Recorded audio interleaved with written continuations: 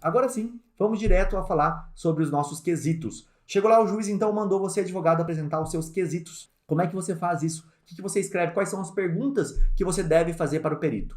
Tudo que a gente falou agora vai fazer sentido para você. Primeira coisa, endereçamento. Para quem já é mais velhaco aqui, acompanha todas as aulas, sabe que eu falo item por item da peça. Se você já é mais evoluído, aguenta a mão aí. Você vai endereçar para a vara criminal da sua comarca ou para o juízo da comarca da sua cidade, tá? Para o juízo da vara X da sua comarca, onde o processo corre, é um pedido dentro do processo, não é um pedido, essa apresentação, desculpa, de quesitos, ela não é uma apresentação fora do processo, ela é dentro do processo. O exame de sanidade mental, se estiver em autos apartados, talvez você tenha que juntar nesses autos apartados, aí você vai colocar aqui autos apartados ao processo número tal, porque o quesito tem que ir lá dentro, então olha bem, é só você olhar onde veio sua intimação. Se sua intimação veio dentro do processo, você coloca o quesito dentro do processo. Se ela veio lá nos autos apartados, você coloca nos autos apartados. Normalmente, eu faço dentro do processo mesmo, porque é onde vem a intimação. Tício da Silva, já qualificado nos autos patrocinados pelo defensor público, você vai colocar pelo advogado, que se subscreve, vem respeitosamente a presença de Vossa Excelência oferecer os quesitos a seguir. Então vamos lá. Simples, agora as perguntas que são importantes. Primeira pergunta. Vou falar até devagar aqui para você que quiser anotar, poder anotar. Para apurar com toda precisão a dependência física ou psíquica de drogas, o exame pericial tem que ser realizado contemporaneamente à prisão ou a qualquer tempo. Por quê? Então, a primeira pergunta que a gente vai fazer para o perito é: para eu ver se ele era dependente de drogas, eu tenho que fazer esse exame pericial no momento em que ele foi preso ou eu posso fazer ele a qualquer tempo?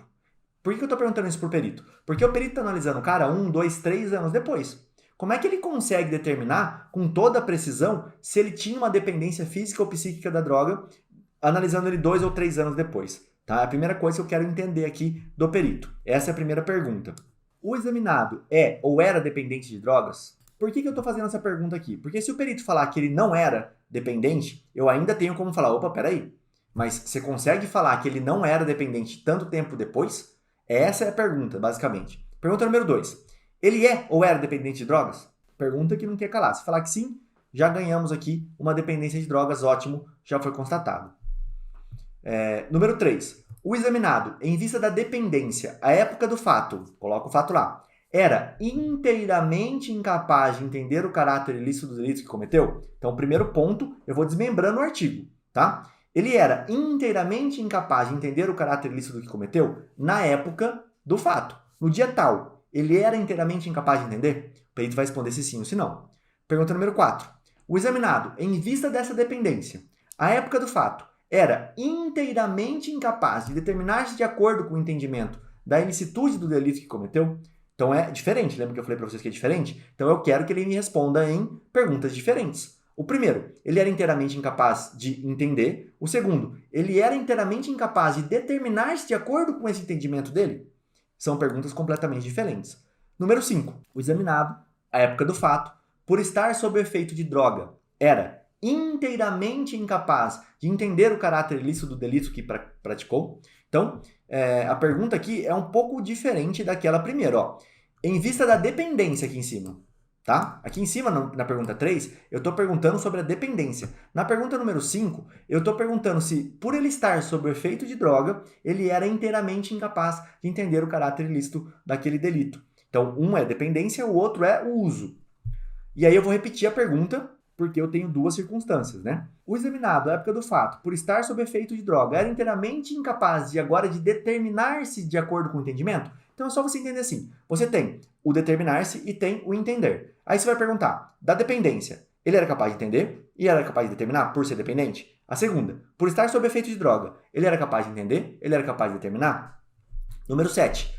O examinado, em virtude da dependência, voltamos à dependência agora, à época do fato, estava privado da plena capacidade de entendimento de ilicitude do delito que cometeu? Essa pergunta, ela é meio que uma pegadinha, tá? Porque olha só que interessante. O examinado, em virtude da dependência, à época do fato, estava privado da plena capacidade? O perito vai responder que não. Mas se ele não estava privado da plena capacidade, ele poderia estar privado do quê? De uma parcial capacidade, né? E aí é o semi-imputável, tá? O examinado, em virtude da dependência, à época do fato, estava privado da plena capacidade de determinar-se de acordo com esse entendimento? De novo, é a mesma pergunta. É uma pergunta que exige uma resposta completa. Se não for completa, se for só não, ela vai dar chance para eu falar assim, opa, se ele não tinha plena, ele poderia estar parcialmente. O examinado, à época do fato, por estar sob efeito de droga, estava privado da plena capacidade de entender o caráter ilícito do delito que praticou. E aí, penúltima pergunta. O examinado, à época do fato, por estar sob efeito de droga, estava privado da plena capacidade de determinar-se de acordo com o entendimento da licitude do delito que cometeu. Então, a gente tem aqui sob efeito, sob dependência, tá? As duas coisas, de novo, sob efeito e sob a dependência. A primeira, eu pergunto se ele era inteiramente incapaz. A segunda, que eu pergunto é se ele tinha plena capacidade. Porque a resposta, se ele não tinha plena capacidade, ele tinha uma parcial capacidade. Essas perguntas, elas são matadoras, porque se o perito quiser fazer rápido, se ele quiser fazer correndo, ele vai acabar respondendo isso de uma forma que abre o entendimento dele ser semi-imputável, tá? Por conta das perguntas que ele respondeu para a defesa. Em qualquer das hipóteses, é possível determinar-se tratamento ambulatorial? Essa pergunta é importante, porque se for determinar uma medida de segurança, se o próprio perito falou que é possível fazer um tratamento ambulatorial, e eu acho que ele nunca vai fechar um diagnóstico, sempre me serviu muito bem essas perguntas aqui, sempre foram fáceis de utilizar elas. Você já consegue aqui, pelo menos, evitar a internação através da medida de segurança, que seria o pior aqui dos casos, tá? São essas 11 perguntas do exame toxicológico.